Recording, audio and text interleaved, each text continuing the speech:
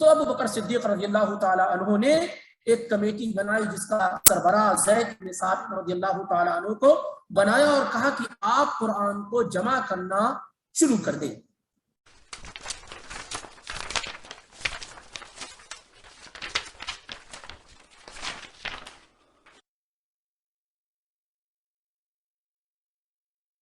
ضلالة في النار۔ قال الله تعالى في كلامه العظيم: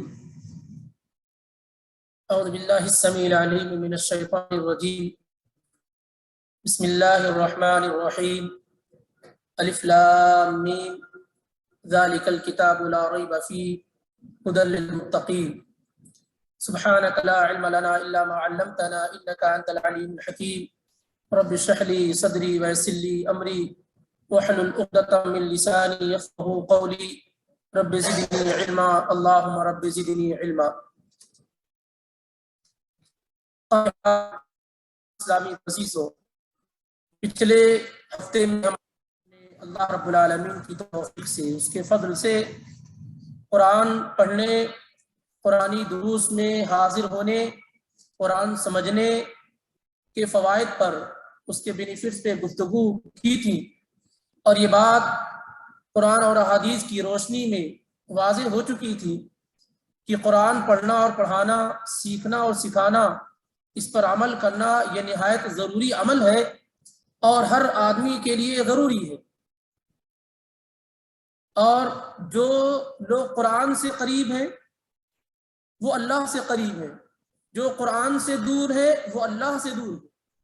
آدمی اگر یہ جاننا چاہے کہ وہ اللہ سے محبت کرتا ہے کہ نہیں کرتا ہے، تو ہر اللہ سے محبت کرنے والا قرآن سے قریب ہوگا، قرآن سے محبت کرنے والا اس کو پڑھنے والا ہوگا۔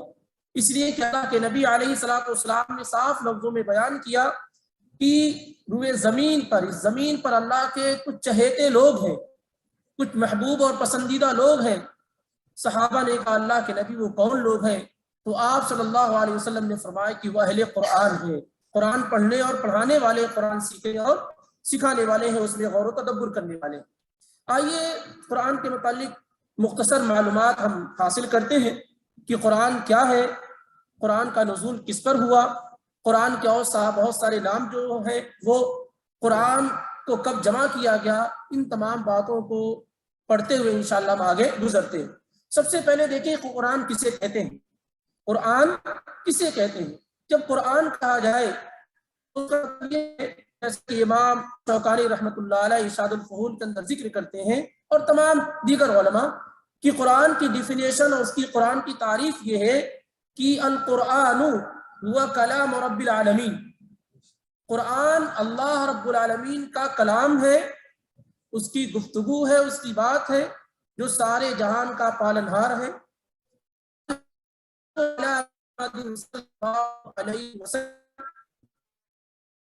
رسول اللہ صلی اللہ علیہ وآلہ وسلم نازل کیا گیا۔ المتعبد بتلاوتہ، جس کی تلاوت سے عبادت کی جاتی۔ قرآن کسے کہتے ہیں؟ قرآن اللہ کا کلام ہے جو محمد الرسول اللہ صلی اللہ علیہ وآلہ وسلم پر نازل کیا گیا ہے اور جس کی تلاوت سے عبادت کی جاتی ہے، اسے قرآن کہتے ہیں۔ قرآن وہ نہیں ہے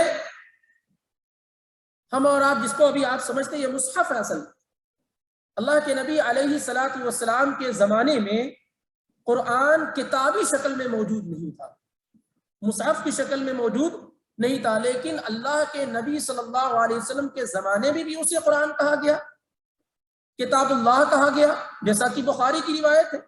ابی بن کعب رضی اللہ تعالی عنہ سے اللہ کے نبی صلی اللہ علیہ وسلم نے پوچھا ایو آیت اعظم فی القرآن، قرآن میں سب سے عظیم آیت کیا ہے؟ اللہ کی کتاب میں سب سے عظیم آیت کیا ہے؟ تو قرآن یا کتاب کہا گیا وہ جو سینوں کے اندر محفوظ ہے، جو اللہ تعالیٰ نے نازل کیا۔ تو انہوں نے کہا اللہ اس کے رسول زیادہ بہتر جانتے ہیں۔ پھر آپ نے پوچھا تو انہوں نے بتایا آیت الکرسی، اللہ لا الہ الا هو الحی القیوم۔ تو قرآن کو، جو قرآن ہمارے درمیان موجود ہے، اسے مختلف ناموں سے جانا جاتا ہے۔ قرآن میں اس کے 5 فیمس اہم نام ذکر کیے گئے ہیں۔ سب سے زیادہ جو استعمال کیا جاتا ہے وہ القرآن ہے۔ کیا ہے؟ القرآن۔ اور قرآن میں القرآن یعنی قرآن 61 مرتبہ 61 مرتبہ ذکر کیا گیا ہے۔ اس کے علاوہ اس کے دوسرے اہم نام الفرقان ہے۔ اسی طریقے سے ایک اہم نام الکتاب ہے۔ الکتاب، ذالک الکتاب انا انزلنا الیک الکتاب، تو ایک اہم نام اس کا کیا ہے؟ الکتاب ہے۔ اس کا ایک اہم نام الذکر ہے، انا نحن نزلنا الذکر وانا له لحافظون وانزلنا الیک الذکر، تو اس کا ایک اہم نام کیا ہے؟ الذکر ہے۔ اور اسی طریقے سے اس کا ایک اہم نام التنزیل ہے، تنزیل الکتاب، کتاب کا نام انہ لتنزیل من رب العالمین۔ تو یہ 5 اہم نام، اس کے علاوہ 91 نام تقریباً قرآن کے موجود ہیں جو مفسرین نے ذکر کیے، لیکن یہ 5 اہم نام ہیں: قرآن، الکتاب، الذکر، التنزیل، الفرقان۔ اس کے علاوہ موعظہ ہے اور اسی طریقے سے الشفاء، بہت سارے نام ہیں۔ اب آئیے دیکھتے ہیں کہ قرآن جو اللہ کے نبی جناب محمد رسول اللہ صلی اللہ علیہ وسلم پر نازل کیا گیا، اس کی پہلی آیت کب نازل ہوئی؟ پہلی اور آخری آیت کب نازل ہوئی، تاکہ جمع کرنے کی صورت میں یا قرآن کو جمع کب کیا گیا وہ سمجھنا آسان ہے۔ یہ سارے لوگ جانتے ہیں کہ جب اللہ کے نبی صلی اللہ علیہ وسلم اور اگر ایگزیکٹلی اگر ہم دیکھتے ہیں تو 40 سال 6 مہینے 12 دن کے ہو گئے آپ عربی کیلنڈر کے حساب سے، اور انگریزی کیلنڈر کے حساب سے 42 سال 3 مہینے 12 دن جب آپ ہو گئے تو آپ پر قرآن کا نزول غار حرا میں ہوا۔ اثنین کا دن تھا، یعنی منڈے کا دن تھا، اور رمضان کی کون سی تاریخ تھی اس میں تھوڑا اختلاف ہے، زیادہ صحیح یہ ہے کہ 21ویں رات تھی اور مطابق 24ویں رات تھی۔ المهم یہ ہے کہ رمضان میں لیلۃ القدر میں ہی قرآن کا نزول ہوا۔ سب سے پہلی آیت جو آپ پر نازل کی گئی وہ سورہ علق کی ابتدائی اسٹارٹنگ کی 5 آیات ہیں۔ اقرأ بسم ربک الذی خلق خلق الانسان من علق، یہ 5 آیات آپ صلی اللہ علیہ وسلم پر نازل کی گئی۔ یہیں سے آپ کے سر پہ نبوت و رسالت کا تاج رکھا گیا۔ پھر اس کے بعد چند دنوں تک وحی کا سلسلہ اسٹاپ رہا، رکا رہا، اور دوسری جو وحی نازل کی گئی وہ سورہ مدثر کی ابتدائی 10 آیات تھی، جس میں اللہ تعالیٰ نے آپ کو حکم دیا کہ آپ اللہ کے پیغام کو عام کریں۔ تو اس میں تقریباً اتفاق ہے کہ سب سے پہلے آپ پر جو وحی نازل کی گئی کون سی ہے؟ سورہ علق کی ابتدائی 5 آیات ہے۔ سب سے اخیر میں جو آیات نازل کی گئی، سب سے اخیر میں جو آیات نازل کی گئی وہ 3 طرح کی آیات ذکر کی جاتی ہیں، اور تینوں سورہ بقرہ کی ہے۔ ایک آیت ہے یا ایھا الذین آمنوا اتقوا اللہ وذروا ما بقی من الربا ان کنتم مؤمنین، یہ آیت، کیا ایمان والو اللہ سے ڈرو اور جو سود باقی رہ گیا اسے چھوڑ اگر تم مومن ہو۔ بہت سارے مفسرین کی رائے کہ آخری جو آیت نبی علیہ الصلوۃ والسلام پر نازل ہوئی وہ یہ، بعض دیگر مفسرین کی رائے کہ آخری جو آیت آپ پر نازل ہوئی وہ یہ ہے واتقوا یوما ترجعون فیہ الی اللہ، اور بعض دیگر علماء کی رائے کی آیت الدین جو ہے وہ آپ پر سب سے اخیر میں نازل ہوئی، یا ایھا الذین آمنوا اذا تداینتم بدین الی اجل مسمى فاکتبوہ، جس میں جو قرض لینے دینے والی آیت ہے اس میں۔ اور اتفاق یہ ہے کہ تینوں آیات ایک ساتھ ہیں، اس میں کوئی بڑا مسئلہ سورہ بقرہ ہی کی آیت نمبر 179 80 82 اس طریقے سے 81 آیات میں تھوڑا ادھر ادھر ہو سکتا ہے قریب قریب، تو یہ تینوں آیات ایک ساتھ ہیں، تو یہ ممکن ہے کہ اخیر میں یہی 3 آیات کیا ہے نازل ہوئی۔ تو آیات کے اعتبار سے سب سے پہلی آیات جو نازل ہوئی سورہ علق کی ابتدائی ہے، اور آخری جو آیات نازل ہوئی وہ 3 آیات یہ ذکر کی ہے۔ سورہ کے اعتبار سے اگر دیکھا جائے تو سب سے اخیر میں آپ پر جو سورہ نازل ہوئی وہ کون سی سورہ ہے؟ سورہ النصر ہے، مکمل جو سورہ آپ پر نازل ہوئی، اور اس کے بعد کوئی مکمل سورہ آپ پر نازل نہیں کی گئی، وہ آخری سورہ کون سی ہے؟ النصر، اذا جاء نصر اللہ والفتح۔ اسی وجہ سے بہت سارے صحابہ اس سورہ کے نزول کے بعد رونا شروع کر دیے، کیونکہ وہ سمجھ گئے کہ اس سورہ کے اندر جو چیزیں بیان کی گئی کہ اللہ کی مدد آ گئی اور لوگ اسلام میں فوج در فوج داخل ہو رہے ہیں، اس کا مطلب یہ ہے کہ نبی ایک مشن کے لیے بھیجا جاتا ہے، وہ مشن مکمل ہو چکا ہے، اب نبی کے جانے کا وقت بھی آ چکا ہے۔ اور یہی بات عبداللہ ابن عباس رضی اللہ تعالیٰ عنہما، ابو بکر صدیق، عمر الفاروق، یہ صحابہ سمجھتے تھے۔ تو اخیر میں جو سورہ نازل ہوئی وہ کون سی ہے؟ سورہ النصر ہے۔ اب آئیے دیکھتے ہیں کہ قرآن کو جمع کرنے کے 3 اسٹیپ ہیں، 3 اسٹیپ ہیں، 3 مراحل ہیں۔ پہلا مرحلہ اللہ کے نبی صلی اللہ علیہ وسلم کے زمانے کا ہے۔ آپ پر قرآن کو لکھنے والے باقاعدہ صحابہ کرام تھے۔ آپ پر جب کوئی آیت نازل کی جاتی تو آپ صحابہ سے کہتے کہ یہ آیت فلاں جگہ لکھ لی جائے، یہ آیت فلاں سورہ کے اندر لکھ لی جائے۔ اور اس طریقے سے اس زمانے میں جو دستور تھا کہ اوراق کے پتوں کے یا کاغذ وغیرہ ٹائپ کی کوئی چیز تھی، اسی طرح ہڈیاں وغیرہ تھی، ان چیزوں پر قرآن کو لکھا جاتا تھا۔ لکھنے والے صحابہ کرام میں ابو بکر صدیق، عمر الفاروق، عثمان، علی، اور اسی طریقے سے معاویہ ابن ابی سفیان اور زید ابن ثابت اور دیگر بڑے بڑے تقریباً 40 صحابہ کرام تھے جو کاتبین وحی ہیں، جو وحی کو لکھا کرتے تھے۔ اس زمانے میں ضرورت محسوس نہیں ہوئی کہ اس کو ایک مصحف کی شکل دی جائے، کیونکہ ایک تو قرآن کا نزول ہو رہا تھا، کنٹینیو قرآن نازل ہو رہا تھا، مکمل نہیں ہوا، کیونکہ 23 سال تک مکمل آپ پر قرآن کا نزول ہوتا رہا۔ تو جب تک آپ صلی اللہ علیہ وسلم زندہ تھے، باحیات تھے، تب تک اس بات کا اندازہ نہیں لگایا جا سکتا کہ قرآن مکمل ہو گیا، کیونکہ کبھی بھی کوئی آیت نازل ہو سکتی تھی، اس وجہ سے اسے جمع اور اکٹھا نہیں کیا گیا۔ اسی طریقے سے اس کی ضرورت محسوس نہیں کی گئی کہ اکثر لوگ کتابت پہ نہیں، میموری پر ڈیپینڈ تھے، اپنے حافظے پہ ڈیپینڈ تھے۔ اللہ کے نبی علیہ السلام ہر رمضان میں قرآن کا جو ہے دورہ کرتے تھے۔ جس سال آپ کی وفات ہوئی 2 مرتبہ آپ نے کیا، زید بن ثابت میں اس وقت آپ کے ساتھ تھے، تو اس وجہ سے قرآن کے ضائع ہونے کا کوئی خدشہ موجود نہیں تھا، کیونکہ صحابہ قرآن موجود تھے، صحابہ قرآن موجود تھے۔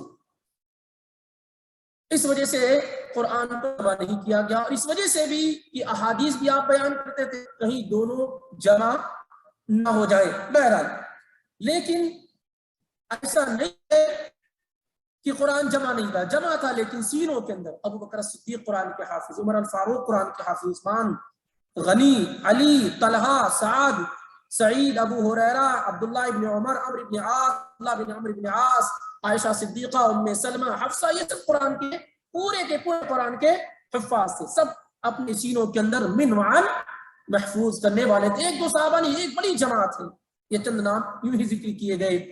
اور اسی طریقے سے اگر آپ مہاجرین انصاری صحابہ میں آئیں گے تو معاذ بن جبل، زید بن ثابت، ابی بن کعب، اور جو ہے مسلمہ بن مخلد، اور فضالہ بن عبید، اور صحابہ کرام جو قرآن کے حافظ تھے، مکمل قرآن کے۔ تو یہ پہلی جمع، قرآن مکمل جمع ہو چکا تھا، لیکن کہاں جمع تھا؟ لوگوں کے سینوں کے اندر جمع تھا، کوئی کتابی شکل میں جمع نہیں تھا۔ آپ صلی اللہ علیہ وسلم کی وفات کے بعد سیدنا ابو بکر صدیق رضی اللہ تعالی عنہ خلیفہ بنائے گئے۔ آپ کے زمانے میں سن 12 ہجری میں معرکہ یمامہ پیش آیا، یمامہ کی جنگ ہوئی، جس میں وہ صحابہ کرام، چنیدہ اور سلیکٹڈ صحابہ کرام کی شہادت ہو گئی جو قرآن کے ماہرین تھے، قرآن کے حفاظ تھے، قرآن کے بڑے عالم تھے، جسے اللہ کے نبی علیہ السلام نے قرآن سیکھنے کا حکم دیا تھا۔ ان میں سالم مولا ابو حذیفہ تھے۔ تو ان صحابہ کرام کی وفات کے بعد، امیر المومنین شہادت کے بعد، امیر المومنین عمر بن خطاب رضی اللہ تعالی عنہ کو یہ خدشہ لاحق ہوا، جیسا کہ صحیح بخاری کے اندر موجود ہے، کہ اگر یوں قرآن کے بڑے بڑے صحابہ شہید ہو گئے، وفات پا گئے، تو کہیں ایسا نہ ہو کہ قرآن کا حصہ غائب ہو جائے، برباد ہو جائے، یا کسی کے پاس نہ رہے۔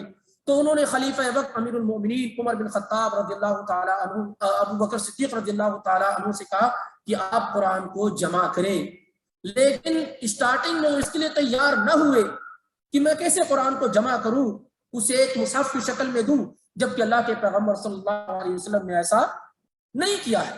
یہاں تک کہ عمر رضی اللہ تعالیٰ عنہ بار بار ان کے پاس جاتے، زید بن ثابت کو کنونس کیا کہ آپ جا کر کہیں، یہاں تک کہ اللہ تعالیٰ نے ابو بکر صدیق رضی اللہ تعالیٰ عنہ کے سینے کو کھول دیا اور ان کو یہ بات سمجھ میں آ گئی کہ واقعی طور پہ ابھی بڑے بڑے صحابہ کرام موجود ہیں، وہ لوگ موجود ہیں جنہوں نے ڈائریکٹ نبی علیہ الصلوۃ والسلام کی زبان مبارک سے قرآن کے الفاظ سنے ہیں، جنہوں نے کوٹ کیے ہیں، اگر ان کی وفات ہو گئی تو پھر یہ اختلاف کے مسائل پیدا ہو سکتے ہیں۔ تو ابو بکر صدیق رضی اللہ تعالیٰ عنہ نے ایک کمیٹی بنائی جس کا سربراہ زید بن ثابت رضی اللہ تعالیٰ عنہ کو بنایا اور کہا کہ آپ قرآن کو جمع کرنا شروع کر دیں۔ زید بن ثابت رضی اللہ تعالیٰ عنہ کو کون منتخب کیا گیا؟ اولاً وہ نوجوان صحابی بڑی ہی حافظے کے مالک تھے، قرآن کا جو دور آخری مرتبہ ہوا تھا اس میں وہ شامل تھے، قرآن کے بہت بڑے عالم تھے اور بہت امانت دار تھے، علم والے تھے۔ جب ان کی وفات ہوئی تھی تو عبداللہ ابن عباس رضی اللہ تعالیٰ عنہ جیسے صحابی رسول جب ان کو دفن کیا جا رہا تھا، ہاکذا یدفن العلم، ایسے ہی علم کو دفن کر دیا جاتا۔ زید بن ثابت رضی اللہ تعالیٰ عنہ صحابہ میں بہت بڑے عالم تھے، تو جب ان کی وفات ہوئی تو عبداللہ ابن عباس کہتے ہیں ایسے ہی علم کو دفن کر دیا جاتا۔ اب زید بن ثابت ختم ہو گئے، اب ان کے علم کی وراثت دوسرے لوگوں میں آسانی سے نہیں آ سکتی ہے۔ اور میں یہ بتانا چاہتا ہوں کہ عبداللہ ابن عباس خود بہت بڑے عالم قرآن کے، اور جب زید بن ثابت چلتے تھے تو عبداللہ ابن عباس نیچے ہوتے تھے اور ان کی لگام تھامے ہوتے تھے، وہ منع کرتے تھے کہ اے اللہ کے رسول صلی اللہ علیہ وسلم کے چچا زاد بھائی آپ کیوں ایسا کرتے ہیں؟ کہا کہ ہمیں حکم دیا گیا ہے کہ علماء کے ساتھ ایسی کریں، ان کی توقیر اور عزت کریں۔ بہرحال زید بن ثابت رضی اللہ تعالیٰ عنہ کا جو سلیکشن جو انتخاب ہوا تھا وہ بہت بڑے عالم تھے۔ آپ جانتے ہیں اللہ کے نبی علیہ الصلوۃ والسلام کے زمانے میں یہودی لوگ ان کے خط آیا کرتے تھے عبرانی زبان میں، نبی علیہ الصلوۃ والسلام کو یہ زبان نہیں معلوم تھی، آپ نے زید بن ثابت کو حکم کیا کہ زبان سیکھ لو، مشکل زبان تھی، 16-17 دنوں کے اندر یہ زبان کیا ہے انہوں نے سیکھ لی۔ تو زید بن ثابت رضی اللہ تعالیٰ عنہ کو منتخب کیا، ان کے ساتھ اور لوگ تھے۔ کس طریقے سے قرآن کو جمع کیا گیا، کتنی قان رسوخ کے ساتھ جمع کیا گیا، کس سے قرآن کو لیا جاتا تھا؟ ایک عام اعلان جاری کیا گیا، انہی لوگوں سے قرآن کو اکٹھا اور جمع کیا جاتا تھا جنہوں نے ڈائریکٹ رسول اللہ صلی اللہ علیہ وسلم سے سنا ہو اور جنہوں نے لکھا ہو۔ اس طریقے سے زمانے تک یہ محنت کی گئی اور اسی ترتیب کے ساتھ قرآن کو لکھا جانے لگا، یہاں تک کہ ایک آیت ایسی بھی تھی جو سارے لوگوں کو یاد تھی، لیکن وہ آیت کس کے پاس لکھی ہوئی ہے یہ نہیں مل رہی تھی، اور وہ آیت تھی سورہ احزاب کی آیت نمبر 23 یا 29 ایسے کچھ ہے، من المؤمنین رجال صدقوا ما عاهدوا الله علیہ فمنهم من قضى نحبه ومنهم من ينتظر وما بدلوا تبدیلا، کہ بہت سارے ایمان والے مرد ایسے ہیں جو اللہ تعالیٰ سے انہوں نے وعدہ کیا ہے اس میں بالکل سچے ہیں، بہت سارے لوگ ہیں جو اپنی گردنوں کو اللہ کے حوالے کر چکے ہیں، اور بہت سارے لوگ اس موقع کا انتظار کر رہے ہیں کہ کب انہیں موقع ملے وہ اللہ کے لیے اپنے آپ کو قربان کریں۔ تو یہ آیت سارے لوگ پڑھ رہے تھے، لیکن کس نے لکھا ہے یہ نہیں ملی، تو صرف میموری پہ اعتماد نہیں کیا گیا، یاد بھی ہو، ڈائریکٹ نبی صلی اللہ علیہ وسلم سے سنا ہو، اس پر 2 گواہ بھی لائیں، اور مزید یہ کہ وہ لکھی ہوئی ہو، تو یاد سارے لوگوں کو، لیکن لکھی ہوئی کس کے پاس ہے یہ نہیں مل رہی تھی، تو یہ ملی خزیمہ بن ثابت الانصاری رضی اللہ تعالیٰ عنہ کے پاس۔ یہ آیت کس کے پاس ملی؟ خزیمہ بن ثابت الانصاری رضی اللہ تعالیٰ عنہ، یہ بڑے مشہور صحابی ہیں، اور ان کی اکیلی گواہی 2 لوگوں کے برابر اللہ کے نبی علیہ الصلوۃ والسلام نے قرار دی، یہ ان کی خصوصیت ہے۔ صحابہ میں کوئی صحابی ایسا نہیں جو اکیلا گواہی دے تو 2 کے برابر، چاہے ابو بکر ہو، عمر ہو، عثمان ہو، علی ہو، طلحہ ہو رضی اللہ عنہ اجمعین، لیکن اگر خزیمہ بن ثابت گواہی دیں گے، جیسے کہیں 4 لوگوں کی گواہی کی ضرورت ہے، 2 آدمی ہیں، ایک خزیمہ بن ثابت ہے، خلاص 4 گواہی ہو گئی، تو خزیمہ بن ثابت رضی اللہ تعالیٰ عنہ کی گواہی کو نبی صلی اللہ علیہ وسلم نے 2 کے برابر قرار دیا، یہ آیت ان کے پاس ملی، اور اس طریقے سے قرآن کو اکٹھا کیا گیا۔ یہ بات یاد رہے کہ قرآن 7 لہجوں پر نازل کیا گیا، اور اس میں اختلاف ہے کہ لہجے سے کیا مراد ہے۔ جیسے مثال کے طور پر قریش کی اپنی ایک لہجہ تھا، حذیل قبیلہ تھا، ان کا اپنا ایک لہجہ تھا، تو قرآن کو 7 لہجوں پر نازل کیا گیا تاکہ لوگوں کے لیے پریشانی نہ ہو، آسانی ہو. تو جب یہ قرآن جو جمع کیا گیا، جس کو ابو بکر صدیق رضی اللہ تعالیٰ عنہ نے جمع کرایا، اس میں 7 لہجے شامل تھے. اس میں 7 لہجے، کیونکہ اس کا مقصد صرف قرآن کو سیکیور کرنا تھا، محفوظ کرنا تھا، اور صرف ایک نسخہ تیار کرایا گیا. کتنا؟ صرف ایک تیار کرایا گیا، زید بن ثابت رضی اللہ تعالیٰ عنہ کے ذریعے سے. یہ تیار ہو گیا، یہ ابو بکر صدیق رضی اللہ تعالیٰ عنہ کے پاس رہا. آپ کی وفات کے بعد امیر المومنین عمر بن خطاب رضی اللہ تعالیٰ عنہ کے پاس رہا. ان کی شہادت کے بعد یہ نسخہ قرآن کا، یہ نبی علیہ الصلوۃ والسلام کی زوجہ محترمہ اور امیر المومنین عمر بن خطاب رضی اللہ تعالیٰ عنہ کی لخت جگر، ہماری اور آپ کی ماں حفصہ بنت عمر رضی اللہ تعالیٰ عنہما کے پاس آ گیا. کس کے پاس رہا؟ ابو بکر رضی اللہ عنہ کے پاس، پھر عمر رضی اللہ تعالیٰ عنہ کے پاس، پھر حفصہ بنت عمر رضی اللہ تعالیٰ عنہما کے پاس. یہ قرآن کی دوسرا جمع ہے، یعنی جو مصحف کی شکل دی گئی. لیکن اس میں کیا ہے؟ لہجات وغیرہ کا معاملہ نہیں تھا، صرف قرآن کو سیکیور کرنا تھا، محفوظ کرنا تھا. یہ سن 12 ہجری کی بات ہے، نبی علیہ الصلوۃ والسلام کی وفات کے دوسرے سال. پھر اس کے بعد سن 24 ہجری کے اخیر میں اور سن 25 ہجری کے ابتدا میں عثمان بن عفان رضی اللہ تعالیٰ عنہ کی خلافت میں حذیفہ بن الیمان رضی اللہ تعالیٰ عنہ شام کے اندر تھے. شام، آپ سیریا جسے کہتے ہیں، اس وقت 4 ملکوں کو شامل تھا: فلسطین، ابھی موجودہ سیریا، جارڈن اور لیبیا. اس کو شام کہتے تھے اس زمانے میں.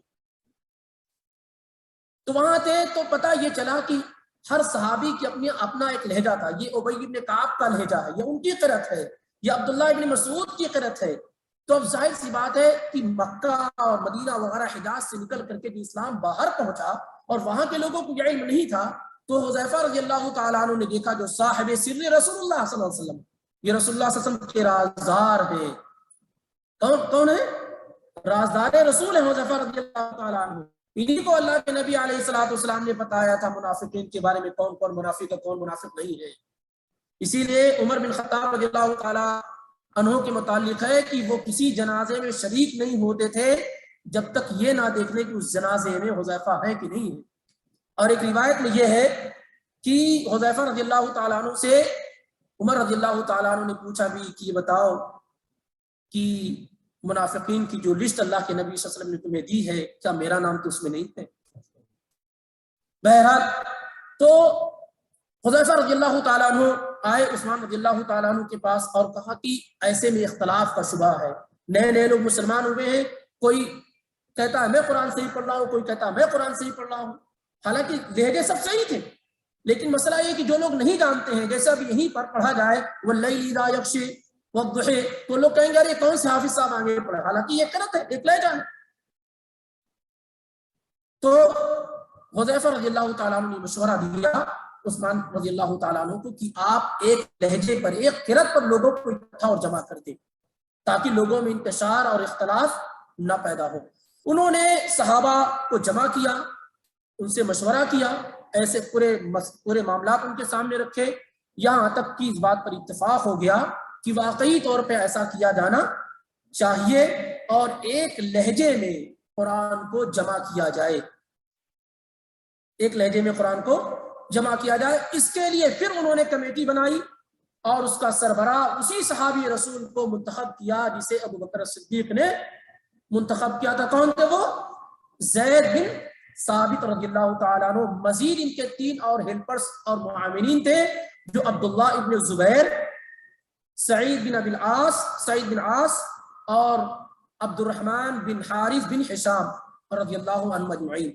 یہ 3 جو صحابہ ہیں، عبداللہ ابن زبیر، سعید بن عاص اور عبد الرحمن بن حارث بن حشام، یہ تینوں قریشی ہیں، یعنی نبی علیہ الصلوۃ والسلام کے خاندان سے ہیں، اور زید بن ثابت انصاری صحابی ہیں. تو کہا کہ جب تم لوگوں میں اختلاف ہو جائے تو کیا کرنا؟ اس لہجے کو جو اللہ کے نبی صلی اللہ علیہ وسلم کا لہجہ تھا، آپ کے خاندان کا جو لہجہ تھا، جو قریش کا لہجہ تھا، اس کے مطابق قرآن کو لکھ لینا. یہ بھی یاد رہے کہ اس سے پہلے انہوں نے حفصہ رضی اللہ تعالی عنہ کے پاس جو نسخہ موجود تھا اسی کی روشنی میں اسے تیار کرایا، اس نسخے کو طلب کیا اور اسی کی روشنی میں یہ جو مصحف ہمارے پاس موجود ہے اس کی روشنی میں تیار کیا گیا۔ صرف لہجے جو تھے اسے ایک کر دیا گیا تاکہ لوگ پیدا نہ ہو۔ تو بہت سارے لوگ کہتے ہیں کہ ابو بکر صدیق رضی اللہ تعالیٰ عنہ اور عثمان رضی اللہ تعالیٰ عنہ کی جمع میں فرق کیا ہے؟ فرق یہ ہے کہ عثمان بن عفان ابو بکر صدیق رضی اللہ تعالیٰ عنہ نے جو قرآن جمع کیا وہ قرآن کو سیکیور کرنے کے لیے، محفوظ کرنے کے لیے، تاکہ ضائع نہ ہو، لیکن اس میں لہجات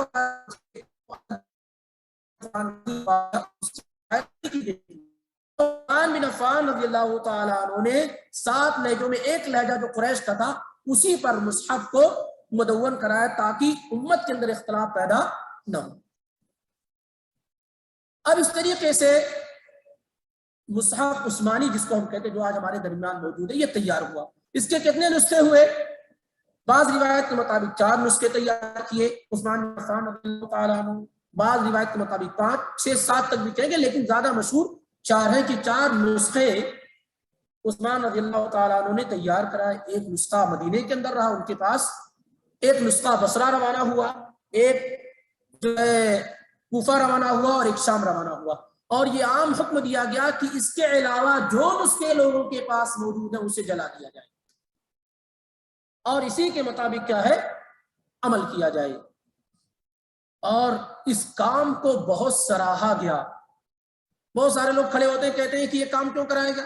یہ صحابہ کی اجماع کے ساتھ ہوا، اور اللہ کے نبی علیہ الصلوۃ والسلام نے کہا تھا علیکم بسنتی وسنت الخلفاء الراشدین المہدیین، تم پر میرا اور میرے بعد خلفاء راشدین ابو بکر، عمر، عثمان، علی کا طریقہ لازم رکھو۔ تو یہ پورے صحابہ کی اجماع کے ساتھ اس کی تعریف کرنے والے سیدنا امیر المومنین علی بن ابی طالب رضی اللہ تعالیٰ عنہ جو بہت قرآن کے عالم، وہ خود کہتے ہیں کہ یہ کام تو بہت بہتر انہوں نے کیا، اگر وہ یہ کام نہ کرتے اور میری حکومت رہتی، مجھے یہ موقع ملتا تو میں یہ کام کرتا۔ سمجھے؟ سنن ابو داؤد کی روایت ہے۔ تو یہ بہت بہتر کام کرائے گا اور باقی تمام نسخوں کو جلانے کا حکم دے دیا گیا تاکہ امت میں اختلاف نہ پیدا ہو، کیونکہ ابی بن کعب رضی اللہ تعالیٰ عنہ قرآن کے بڑے عالم، ان کے پاس اپنا ایک لہجہ تھا، عبداللہ بن مسعود قرآن کے بڑے عالم، ان کے پاس اپنا ایک لہجہ تھا۔ تو اس طریقے سے جب تک صحابہ موجود تھے مسئلہ نہیں تھا، لیکن دوسری جگہوں پر کیا ہے اختلافات کی گنجائش تھی، اس کو مٹانے کے لیے، ختم کرنے کے لیے راستہ اختیار کیا گیا۔ تو اس طریقے سے قرآن کو کتنی مرتبہ 3 مراحل میں، اسٹیپ میں جمع کیا گیا۔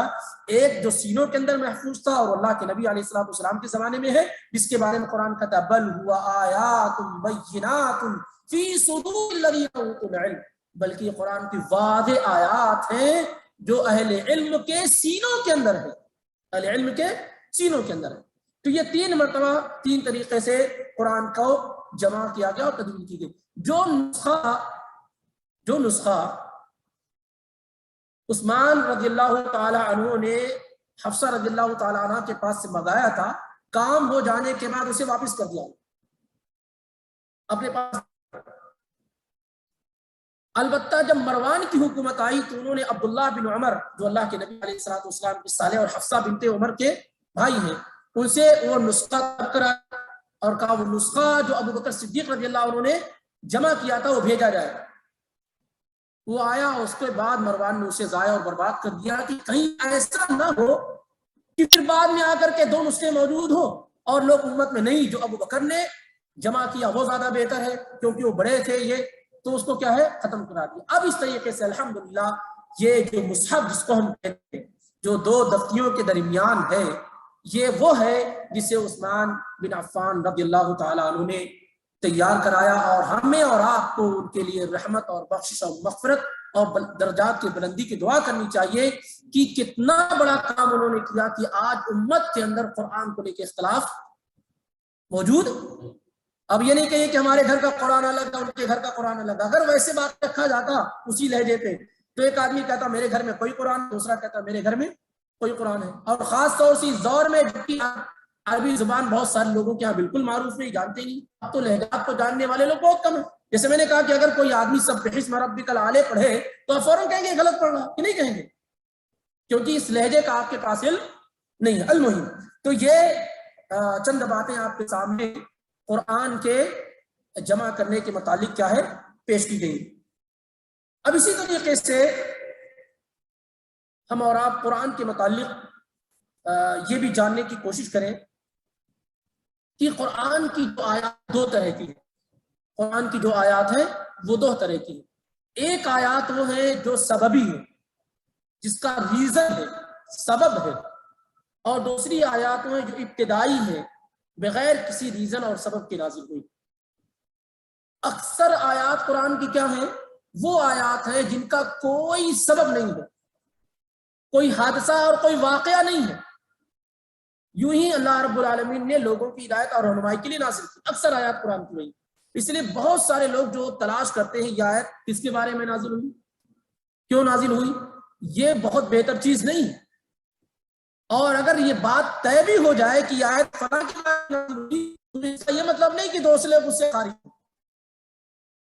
تو اصل جو قرآن کی آیات ہیں وہ ابتدائی ہیں، شروعاتی ہیں، یعنی جس کا کوئی ریزن اور کوئی سبب نہیں ہے۔ چند آیات ایسی ہیں جس کا خاص پس منظر ہے، جو کسی سبب، جیسے ام المومنین عائشہ صدیقہ رضی اللہ تعالیٰ عنہ پر الزام لگایا گیا تو سورہ نور کی 10 آیات نازل کی گئی، ان الذین جاءوا بالافک عصبۃ منکم۔